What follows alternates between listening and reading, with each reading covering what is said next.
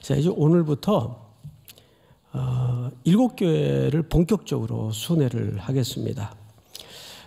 저는 이제 설교 준비하기 전에 이 7교회 전체를 한번 쭉 자료를 쫓아가면서 돌아봤는데 너무너무 놀랬던 것이 뭐냐 하면 이것이 2000년 전의 상황이고 2000년 전에 실제했던 교회이지만 그리고 어떤 특정 한 교회를 말하는 것이 아니고 전체를 설명하는 글들이지만 놀랍게도 오늘 이 시대가 마주하고 있는 교회와 너무너무 일치하는 점이 종합적으로 많아요.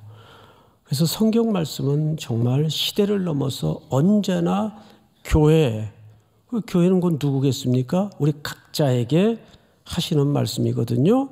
너무너무 놀랍다라는 생각을 금할 수가 없습니다. 그래서 오늘 첫 교회가 소아시아 지역에 있는 에베소 교회입니다.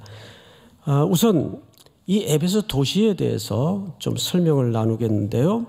이 에베소 도시는 로마 제국하에 굉장히 중요한 도시입니다. 뿐만 아니라 그 당시 고대 시대인데도 불구하고 벌써 인구가 20만 명에서 30만 명 정도 살 정도로 큰 규모의 도시라고 보면 좋겠어요. 여기에는 정치, 경제, 문화 그리고 특별히 종교 중심지입니다. 여기 대표적인 신전 이름 기억하시나요? 사도행전에도 보면 자주 나오죠. 아데미 신전, 유명한 신전이 있습니다. 게다가 이 도시는 항구 도시예요. 그래서 동서무역의 그 교차로, 요충지 이렇게 보면 좋을 것 같아요. 특별히 방금 말씀드린 대로 우리 사도행전 19장을 한번 띄워주실까요? 서기장이 무리를 진정시키고 이르되 에베소 사람들아 에베소 시가 큰 아데미와 제우스에게서 내려온 우상의 신전지기가 된 줄을 누가 알지 못하겠느냐.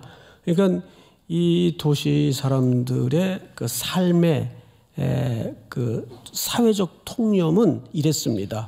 우리는 이 도시의 시민의 차원을 넘어서서 이 도시가 섬기는 아데미 신전의 모든 시민은 뭐라고요? 신전직이다.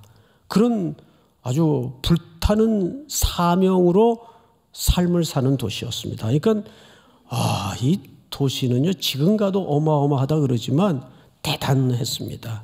온 도시의 시민이 우리는 이 아데미 신전의 신전직이다. 이런 자긍심을 가지고 살았는데 거기에는 그럴 만한 실리적인 이유가 있습니다. 이제 그 부분도 우리가 조금 이따가 살펴볼 텐데, 자 그러면 이 에베소에 최초로 복음을 전한 자가 사도 바울입니다. 우리 19장 10절을 좀 볼까요? 2해 동안 결국 나중에 이제 종합해 보면 3년쯤 머물게 되는데 2해 동안 이같이 하니 아시아에 사는 자는 유대인이나 헬라인이나 다 주의 말씀을 듣더라. 사도 바울이 최초로 이곳에 복음을 떨어뜨립니다. 그리고 한 군데 더 볼까요? 디모데전서 한번 띄워주실까요? 같이 한번 읽읍시다. 시작. 내가 마게도냐로 갈 때에 너를 권하여 에베소에 머물란 것은 어떤 사람들을 명하여 다른 교훈을 가르치지 말며. 자, 이것은 사도 바울이 영적인 아들 디모데에게 남긴 말인데 이 도시가 에베소에 머물라 한 것은 이제 디모데에게 부탁을 그렇게 했겠죠. 어떤 사람들을 명하여 다른 교훈을 가르치지 말며. 그러니까 이 도시에 복음이 떨어지는 순간부터 어둠의 권세 잡은 것들이 뭡니까? 가라지를 또 함께. 그러니까 항상 하나님의 역사가 있는 곳에는 사탄은 팔짱 끼고 구경만 하는 존재가 아니라 같이 역사를 합니다. 그래서 가라지가 이제 끓기 시작합니다. 그거를 지금 경고시키는 바울의 글의 한 단면이죠. 자, 이렇게 에베소 교회는 사도 바울이 처음에 도착을 해서 처음에는 2년 동안 모든 주변의 사람들까지 다 복음을 듣도록 온 힘을 다해서 뿌렸습니다. 자, 그러면 이제 이 가운데 오늘 계시록의 왜 첫 번째 에베소 교회가 소개가 되는가? 교회가 당면하고 있는 외적인 환경이 있고 내부적인 고통이 좀 있었습니다. 그래서 안팎으로 시련 속에 있었는데 우선 외부적인 환경은 첫째가 여러분 19장 24절을 좀 띄워주실까요? 사도행전 이 도시 성격을 잘 알 수 있는데 즉 데메드리오라 하는 어떤 은장색이 이 은장색이라는 말은 은으로 세공업을 하면서 먹고 사는 사람이에요. 은장색이 은으로 아데미의 신상 모형을 만들어 직공들에게 적지 않은 벌이를 하게 하더니 무슨 얘기인가 하면 이 도시는 모든 시민들이 우리는 아데미 신전의 신전직이다라는 마음 태도를 가지고 생활할 정도로 종교심이 충만한 도시예요. 근데 사실은 그것이 내용으로 들어가 보면 전부 경제 문제와 맞물려 있습니다. 온 도시가 이 신전을 중심으로 먹고 살아요. 뭘 팔아서 먹고 살고 새겨서 먹고 살고 전부 이 종교 장사를 하는 거예요. 여러분 요즘도 다르지 않아요. 요즘도 보면 이 종교심을 촉발시켜서 그것이 우상 숭배인 줄도 모르고 잘못된 행동인 줄도 모르고 그걸 빌미로 먹고 사는 영업하는 사람들이 어마어마하게 많습니다. 자, 다음 절을 한번 보십시다. 그가 그 직공들과 그러한 영업하는 자들을 모아 이르되 여러분도 알거니와 우리의 풍족한 생활이 이 생업에 있는데 다음 절 이 바울이 에베소뿐만 아니라 거의 전 아시아를 통하여 수많은 사람을 권유하여 말하되 사람의 손으로 만든 것들은 신이 아니라 하니 이는 그대들도 보고 들은 것이라. 여러분 그러니 그 에베소 사람들이 이 바울이 전한 복음에 대해서 얼마나 경기를 일으키겠어요. 저놈이 저거 뭔데 들어와서 이상한 회개한 소리를 퍼뜨리더니 우리가 평생 가업을 대대로 이어서 먹고 사는 이 생업을 무너뜨리려 한다. 이거 생존의 문제 아니에요. 이 도시 사람들에게는. 그러니까 얼마나 격앙됐겠습니까? 그래서 사도행전에 보면 복음이 떨어지는 것마다 소동이 일어나고 문제가 일어나요. 근데 그게 이상한 게 아니란 말이에요. 27절 한번 같이 읽어볼까요? 시작. 우리의 이 영업이 천하여질 위험이 있을 뿐 아니라 큰 여신 아데미의 신전도 무시당하게 되고 온 아시아와 천하가 위하는 그의 위엄도 떨어질까 하노라 하더라.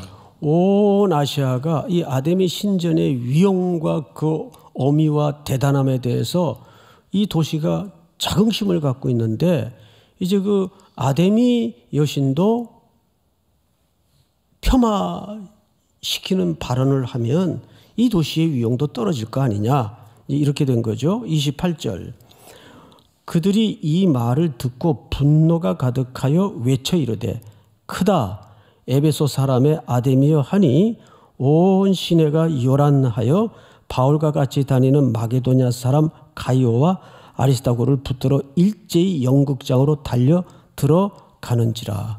그러니까 사도 바울이 에베소 지역에서 참 많은 고난을 당했습니다. 어떤 경우에는 죽을 뻔했던 적도 있고 매를 하도 맞아서 사람들이 죽은 줄 알았어요.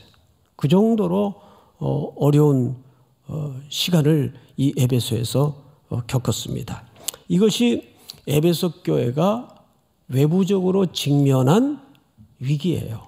그러니까 여기서 예수를 믿고 그러한 경제적인 활동을 딱 내가 굶어도 이건 안 해야 되겠다. 이게 쉽겠어요, 여러분? 저 경남 합천에 가면 거기 유명한 절이 하나 있어요. 무슨 절인지 아시죠? 해인사. 다 가보셨군요. 예.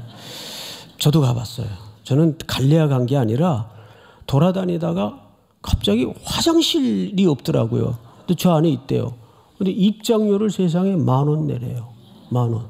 그래서 10,000원 내고 소변 한번 보고 나왔어요. 거기 내가 돌아볼 것도 없고.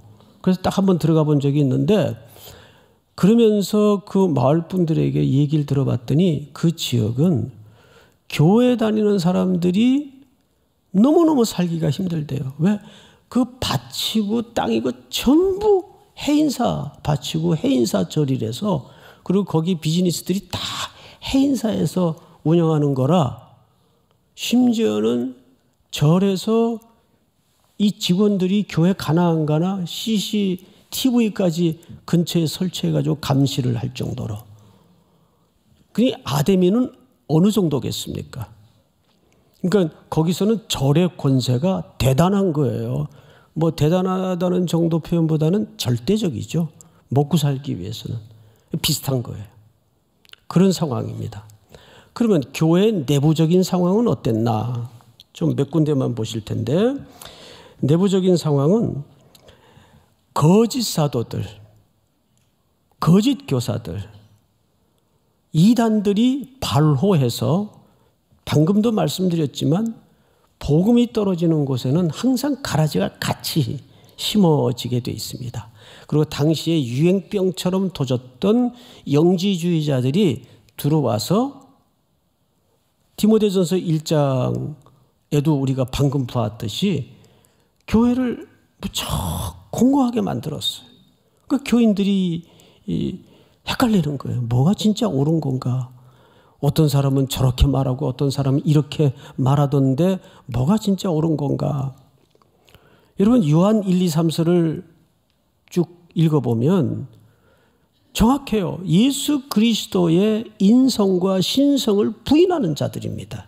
그게 제일 중요한 우선적 기초입니다. 그래서 오늘은 이단 자체가 주제가 아니니까 그 정도 넘어가기로 하고, 안에는 거짓 교사들, 소위 오늘날 발호하고 있는 시한부 종말론자들, 이단들, 뭐 자칭 사도들이 요즘 얼마나 많아요. 한번 보세요. 뭐 문공부에 등록된 메시아만 50명이 넘는다니까. 예? 한국은 가히 종교 발상지이고 종교 천국이에요. 뭐 웬 그렇게 이상한 교주들이 많이 일어나는지. 그러니까 한국 사람들이 종교심이 유독한 것만은 사실입니다. 아주 특별해요. 그런데 그러다 보니까 부작용이 참 많습니다. 그래서 여러분, 오늘 우리가 본론으로 들어가서 1절을 보시면 이렇게 돼 있어요. 에베소 교회의 사자에게 편지한다. 이 사자라는 말이 좀 애매합니다. 그래서 학자들은 몇 가지로 해석을 하는데, 어떤 영적인 천상적 존재다, 또는 천사다, 그 교회를 대표하는 천사다, 또 어떤 해석하는 학자들은 그 교회의 영적인 지도자를 말한다.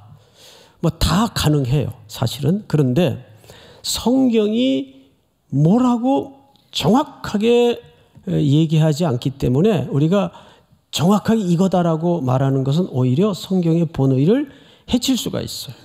그래서 어쨌든 이 세 가지 해석이 있다 정도로만 그냥 지나가는 게 좋겠어요.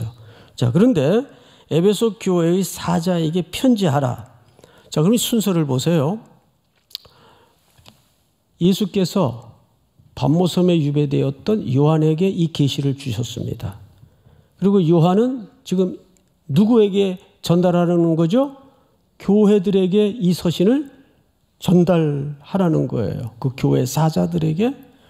자, 그러면 예수님이 요한에게 전달한 메시지와 요한이 교회들에게 전달한 메시지는 달라야 될까요? 같아야 될까요?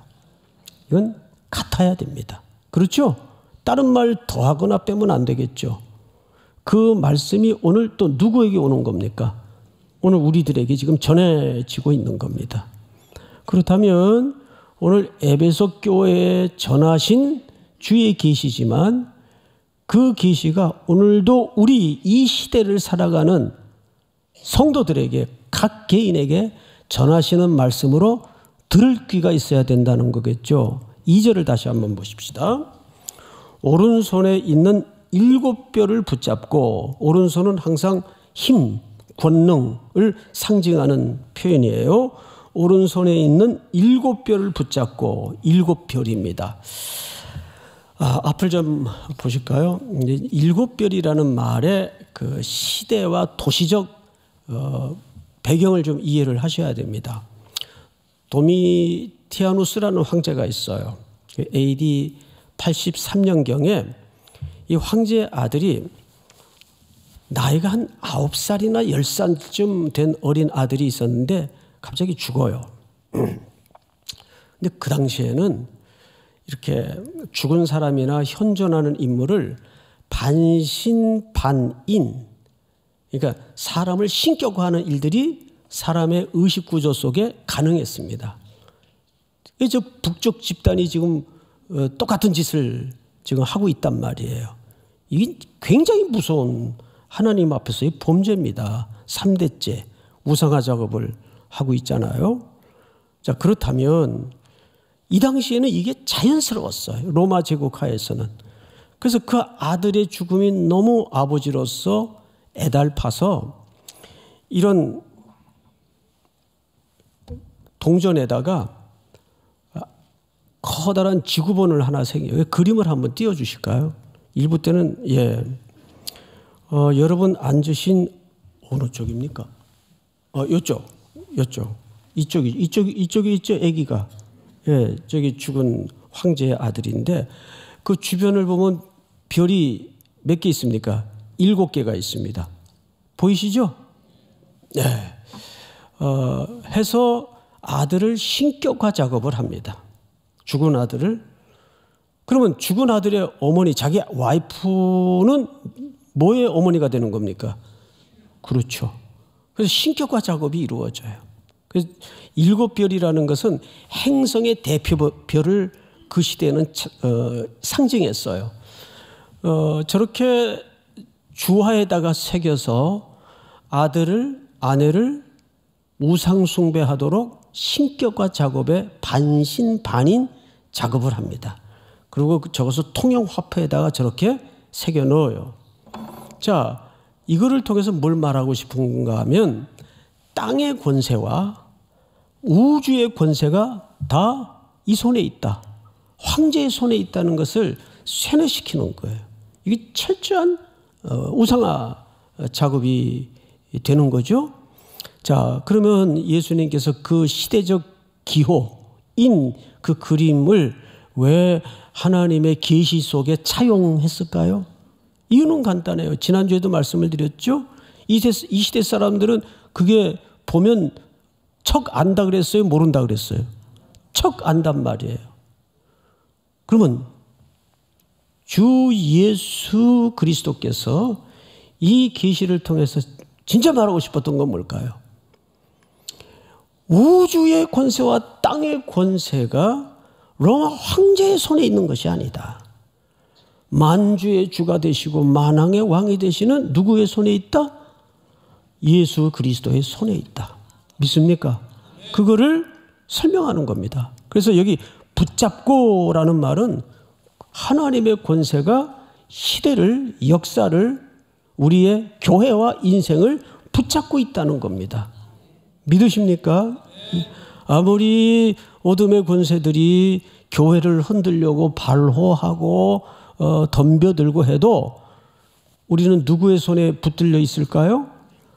만주의 주가 되시고 권세가 있으신 예수 그리스도의 손에 붙들려 있는 겁니다. 여러분, 어떤 위험과 위기와 흔들림 속에서도 예수님의 손에 내가 붙들려 있다는 것을 믿으셔야 합니다. 어린 양의 피로 우리는 구속함을 입은 백성들인 것을 기억하시기 바랍니다. 자, 그 다음 구절을 한번 보십시다. 7 금초대 사이를 거니시는 이가 이르시되, 여기 금초대가 뭔가? 자, 가장 좋은 성경 해석은 누가 계시를 받은 것도 아니고 어떤 교주라는 사람이 또 요즘 그 신사도 운동, 은사주의 이런 그 소규모 소위 그 집회들이 얼마나 많은지 몰라요. 그 대부분 거기에서 잘못된 시한부 종말론을 자꾸 젊은 청년들에게 가르쳐서 청년들이 거기에 구름대처럼 떠밀려 다니고 몰려다닙니다. 얼마나 지금 혼란한 세상인지 몰라요. 그래서 여러분 너무 그런 거 주야로 묵상하지 마세요. 예? 성경을 주야로 묵상하면 진짜가 뭔지 저절로 드러나는데 밤에 잘 때도 그거 들여다보고 불면증이 불면증이 오지. 예? 자, 성경을 다시 보시면 여기 금초대가 1장 20절을 한번 볼까요? 네가 본 것은 내 오른손에 7별의 비밀과 또 7 금초대라. 7별은 7 교회의 누구요? 사자요. 7 촛대는 7 교회니라. 그러면 이 해석을 그대로 2절로 끌고 와서 다시 보시면 1절 하반절로 끌고 와서 다시 보시면 7 금초대 사이라는 말은 7 교회 사이라는 말이에요. 예? 교회 사이로 어떻게 하시고 계세요 지금? 거니시는. 자, 앞을 보실까요? 앞에 7 별을 붙들었다는 것은 그분의 권능과 권세를 얘기했다면 7 촛대 사이로 거니시는 분이라는 것은 그분의 철저하고 밀착된 임재를 얘기합니다. 여러분, 교회가 아무리 지상교회는 부득이하게 이런저런 사정이 벌어지고 문제가 많아도 주님이 밀착해서 이 모든 것들 사이에 임재해 계시는 줄을 믿으셔야 됩니다. 믿습니까? 그래서 그거를 자꾸 사람의 수단으로 해결하려고 그러면 안 돼요. 주님께 철저히 맡기셔야 됩니다. 예수님이 뭐라 그랬는가 하면 2절에 넘어와서 이렇게 돼 있어요. 내가, 그 다음에 끝에 보면 안다라고 돼 있어요. 내가 네 행위와 수고와 네 인내를 어떻게 하고? 알고 그 7 금초대 사이를 다니시면서 임재하셔서 성도들의 눈물진 사연, 고통, 부르짖음, 신음, 한숨 이거를 내가 안다 그래요. 저는 이 표현에, 이 수고에 큰 은혜를 받았어요. 그래, 아무리 세상살이 고달파도 힘겨운 일이 떠밀려와도 주님이 알고 계시는데, 출애굽기 3장에서도 백성들의 그 부르짖는 고통의 소리를 예수님, 우리 하나님께서 어떻게 하신다 그랬어요? 그들의 고통을 정령이 보고 내가 부르짖음을 듣고 내가 안다 그랬어요. 주님이 아시는 거예요. 오늘도 이 자리에 참 기막힌 심정으로 와서 어떡하나 하고 앉아 계신 분들의 사정도 조밀하게 꼼꼼하게 주님이 임재하셔서 내가 안다. 아무개야 내가 안다. 내가 안다. 할렐루야. 오늘도 여러분들의 삶의 무거운 짐들을 주님이 아십니다. 자, 성경을 다시 보시면 근데 뭐를 아신다 그랬어요? 네 행위와 수고와 네 인내를 알고 그랬어요. 근데 이게 다 뭐 그 말이 그 말 같은데 조금 미세한 표현이지만 차이가 있습니다. 여기 수고라는 것은 적극적인 대응을 얘기하는 거예요. 어떤 문제에 대해서 적극적인 대응. 네가 그것을 얼버무리거나 적당히 하지 않았다. 네가 그것에 대해서 얼마나 분투하고 피 흘리기까지 대항하고 순종하고 행동했는지 내가 안다. 근데 뒤에 뭐가 나와요? 인내. 인내라는 말은 소극적인 대응입니다. 이건 견디고 버티는 힘을 얘기하는 거예요. 나중엔 내가 게으르지 않았다 이런 표현을 쓰죠. 이 같은 말이에요. 소극적인 게으르지 않았다는 말은 내가 지쳐가지고 나가 떨어지지 않았구나 이 뜻입니다. 정확하게.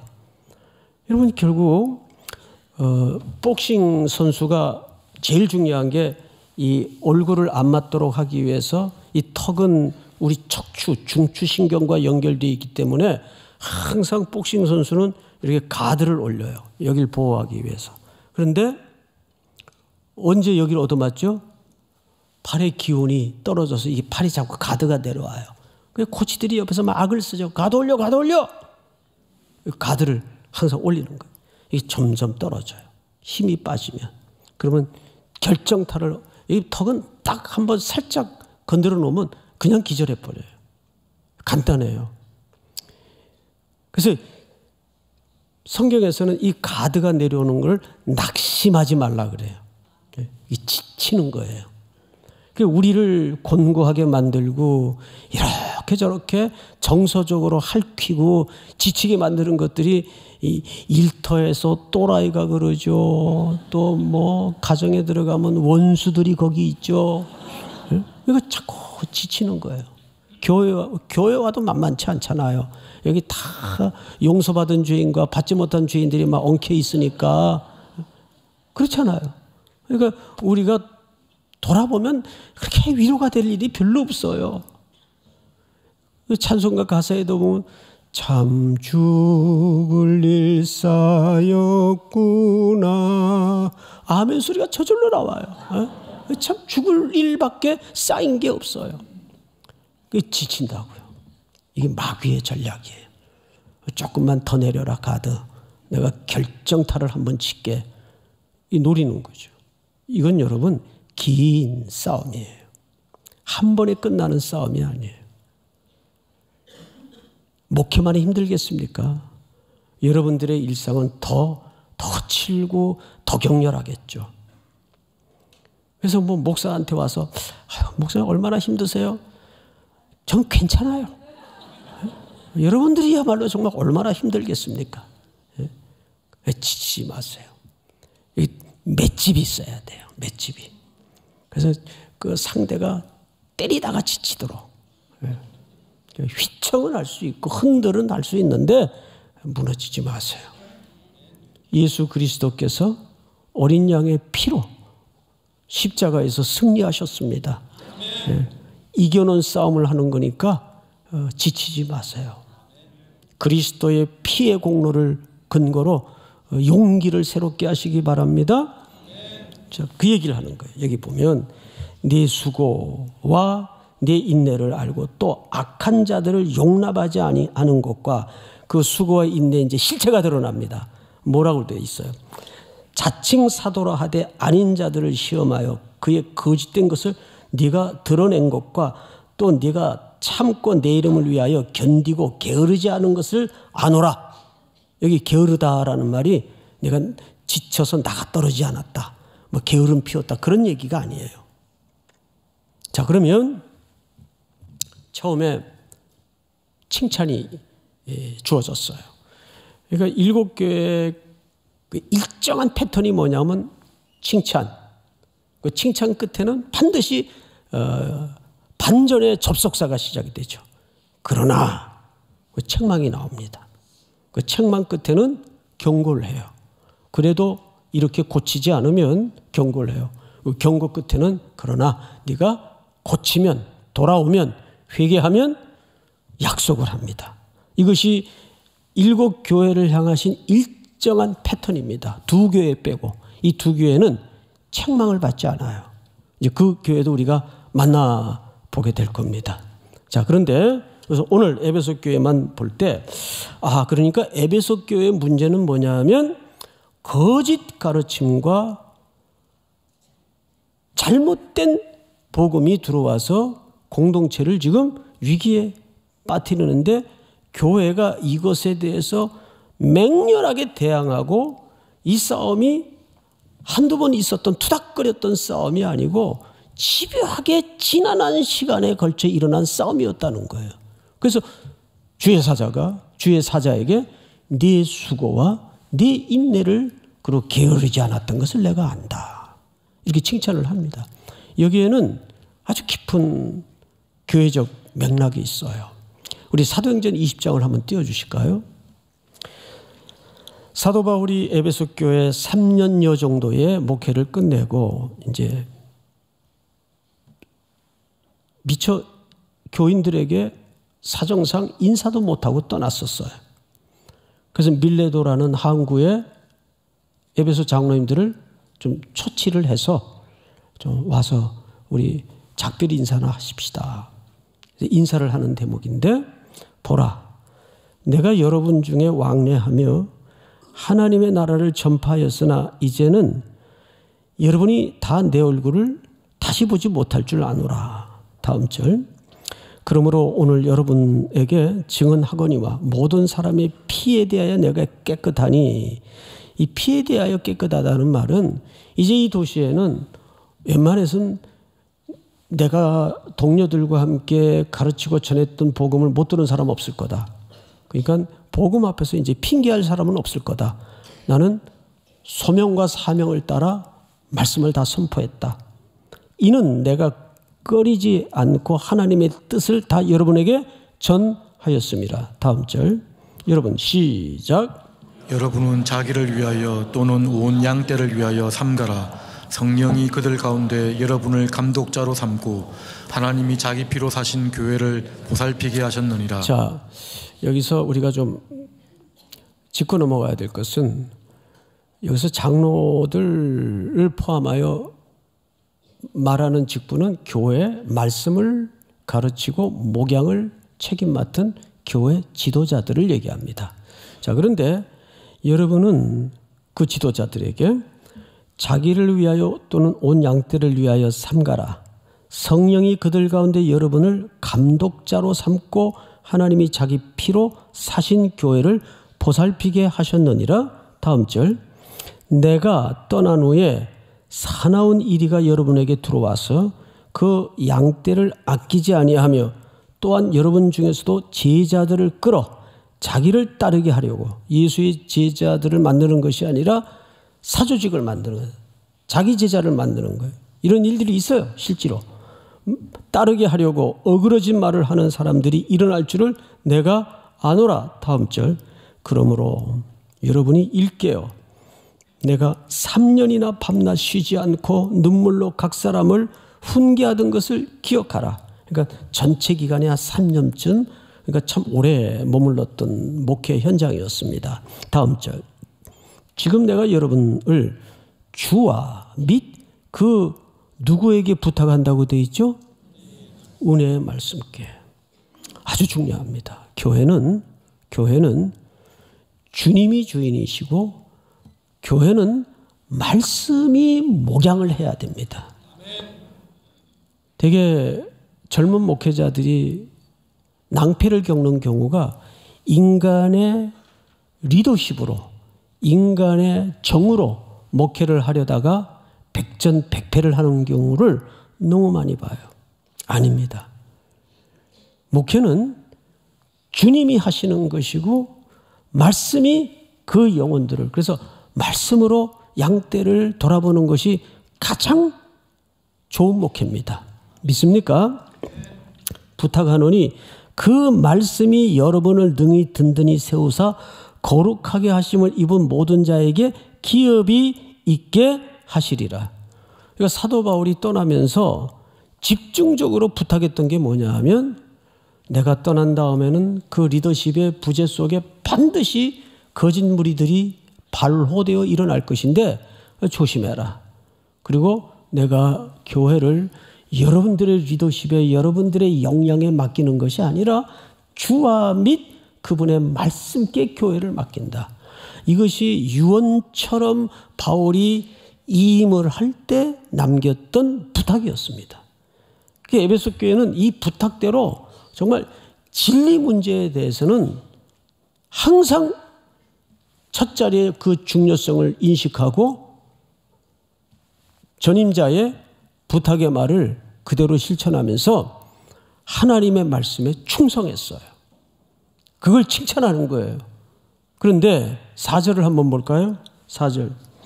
그러나 너를 책망할 것이 있나니 너의 처음 사랑을 버렸느니라. 책망은 아주 담백하고 아주 핵심을 찔러서 딱 한 줄로 처리했습니다. 너희가 처음 사랑을 버렸다. 그럼 여기서 우리가 처음이라는 말이 두 가지로 해석할 수가 있어요. 시간을 얘기하는 거냐, 중요성을 얘기하는 거냐. 어느 쪽일 가능성이 농후해 보여요? 그렇게 대답할 줄 알았어요. 중요성이 아니라 중요하죠. 여기서는 맥락상 시간을 얘기해요. 어제도 예수원교회 이제 설립 예배를 인도하러 갔는데 뭐 앉을 자리가 없이 뒤에 꽉 계단까지 밖에 카페까지 막 연결해 가지고 뭐 장난이 아니었어요. 설립 예배 그렇게 북적거려 보긴 저도 오랜만에 경험을 했습니다. 근데 이제 다음 주가 문제일 거예요. 언제나 그 음식점도 개업하는 날은 북적거려요. 잘 될 것 같아요. 근데 문제는 참 그 함께 우리 신앙생활에 했던 젊은이들이 또 집사님들이 같이 가서 그 시작되는 교회 어떤 분은 건반도 하시고 어떤 분은 또 이게 뭐죠? 그 저기 공기 맑게 하는 거? 기억이 안 나. 청정기 그런 것도 하시고 십시일반으로 다 교회를 위해서 또 배려해 주시고 서로 위하시고 정말 천국 같더라고요. 천국 같아요. 에베소 교회가 이쯤이 한 40년쯤 되는 시기라 그래요. 이 글을 봤던 시기가. 그러면 에베소 교회도 이제 시간이 좀 흘렀단 말이에요. 그런데 진리를 주창하다가 뭘 잃어버렸어요. 그 처음에 교회가 설립될 때 성도들끼리 따뜻하게 배려하고 위하고 사랑하던 이 모든 것들을 그만 어떻게 했어요? 잃어버리고 말았어요. 이게 책망의 초점이에요.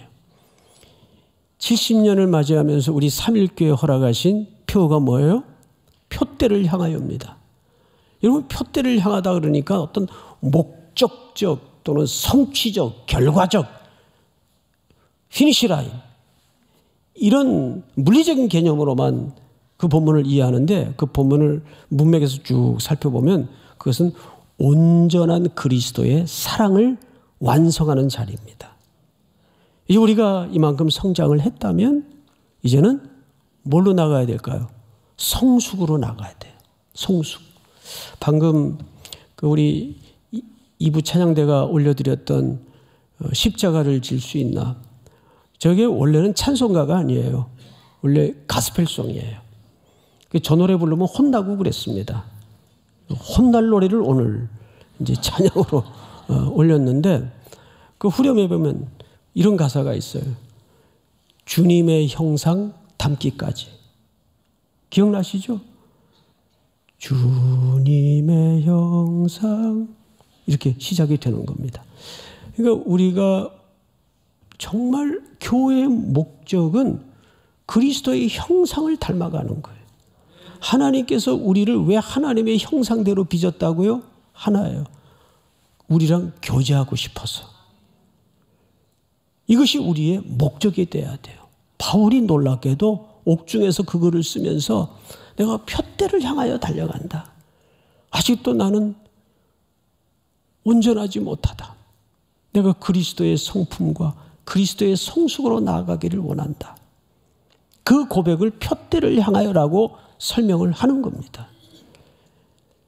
우리는 아이 씻기다가 그 물 더럽다고 물을 버려버렸는데 애까지 버려버린 이런 우를 범해서는 안 되겠죠. 그런데 오늘날 교회 일을 하다 보면 선교하다가 사람 관계 딱 깨놓고 다음 세대 하다가 분란을 일으키고 그건 교회가 지향해야 될 올바른 방향이 아니에요. 일은 좀 더디 돼도 돼요. 덜 돼도 돼요. 안 돼도 돼요. 하나님이 원하시는 타겟은 성도 간의 사랑과 화해와 용서와 긍휼을 얘기하는 겁니다. 믿습니까? 그 처음 사랑을, 그러니까 이건 시간적 처음을 얘기하는 거지 중요성을 얘기하는 게 아니에요. 그걸 버렸느니라. 이 글을 쓴 요한의 별명 기억하시나요? 사랑의 사도. 요한복음에도 보면 이웃사랑에 대해서 요한만큼 많이 강조한 사람이 없어요. 자, 마지막으로 성경을 다시 한번 보십시다. 6절. 오직 네게 이것이 있으니 네가 니골라당의 행위를 미워하는도다. 나도 그것을 미워하느라. 너희가 이건 잘했다. 이 니골라당이 정확히 뭔지는 해석이 어려워요.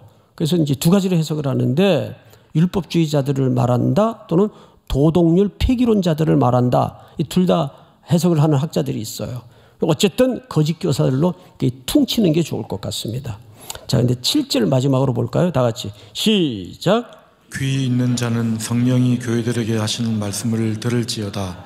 이기는 그에게는 내가 하나님의 낙원에 있는 생명나무의 열매를 주어 먹게 하리라. 아멘. 여러분, 이 생명나무는 성경 전체에 신학적으로 이해를 하면 예수 그리스도를 얘기합니다. 그 예수님은 자기를 나무로 유비해서 설명한 적이 많죠. 생명나무는 성경에서 예수 그리스도를 얘기합니다.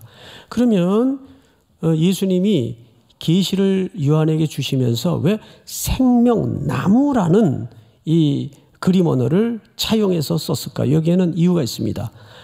아데미 여신이 숭상받는 태어난 나무가 그 숭상의 자리입니다. 그래서 이 도시의 신인 아데미 여신과 관련성이 있습니다. 그래서 그 나무에서 아데미 여신이 숭상을 받고 거기에서 복이 나오고 거기서 생명이 주어진다고 이 도시 사람들은 인식을 하고 있었어요. 그림을 좀 한번 볼까요? 이렇게 되어 있습니다. 여기 그 꿀벌이 있죠? 이게 아데미 여신을 상징하는 그림이에요. 또 사슴이 있죠? 역시 마찬가지입니다. 그 뒤에 뭐가 하나 그려져 있죠? 예, 나무가 그려져 있습니다. 그래서 이 나무에서 여신이 숭상을 받고 거기에서 복과 생명이 주어진다고 생각을 했어요. 그래서 아니다.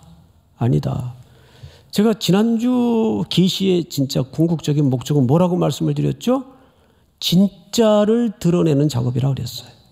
가짜 연구하지 마시고, 그런데 자꾸 휩쓸려서 기웃거리지 마시고, 요즘 청년들이 너무너무 이런 잘못된 집단의 그 교주 노릇하는 사람들에게 빠져서 시한부 종말론에 빠지고 거짓 복음에 속아서 일상을 내려놓고 일상을 망치는 경우들이 얼마나 많은지 몰라요. 이제 오는 토요일 날 우리 교회에서 캠퍼스에 전도되어 온 친구들을 이제 초청해서 우리 학생들 전도 집회를 하게 됩니다. 이 일을 위해서도 여러분 많이 기도해 주시고, 시대를 자꾸 뒤흔드는 이런 악한 무리들에 대해서 예수만이 참된 주님이시고 권세이시고 임재이시며 생명을 주시고 복을 주시는 분이심을 기억하는 우리 3일의 공동체가 될 수 있기를 주님의 이름으로 축원합니다. 다 일어나십시다. 십자가 그 사랑 멀리 떠나서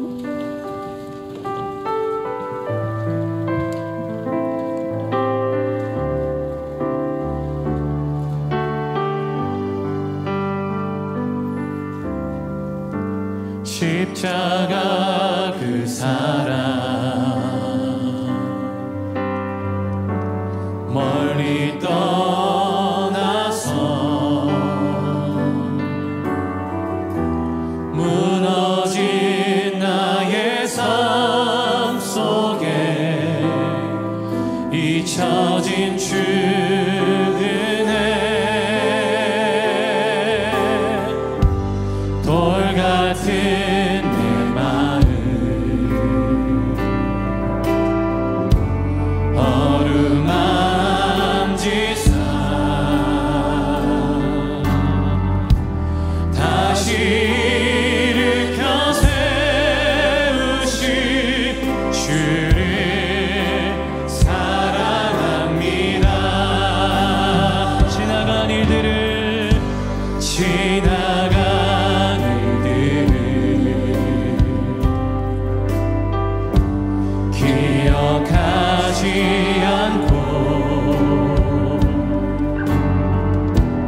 이전에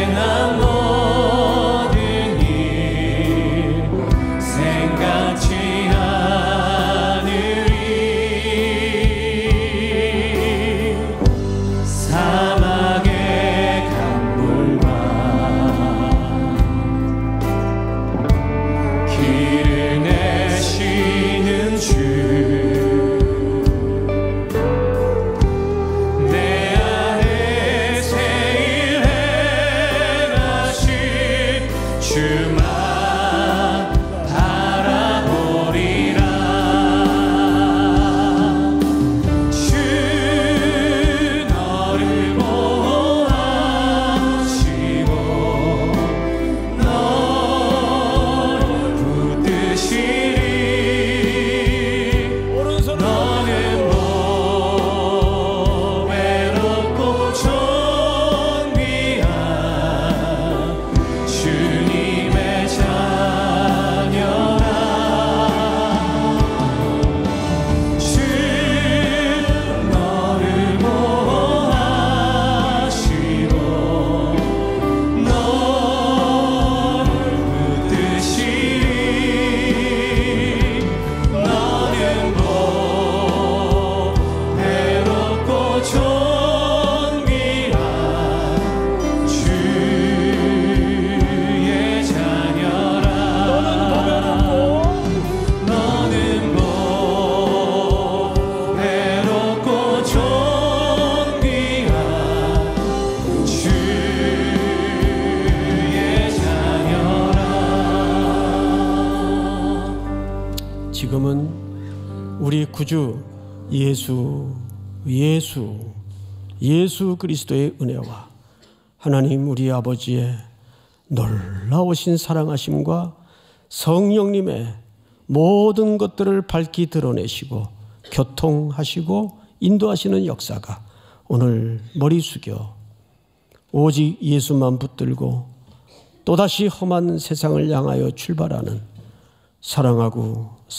사랑하는 우리 귀한 3일의 공동체, 머리 위에 해외, 군에 멀리 출타해 있는 가족들, 복중의 생명까지 영원토록 함께 있을지어다. 아멘.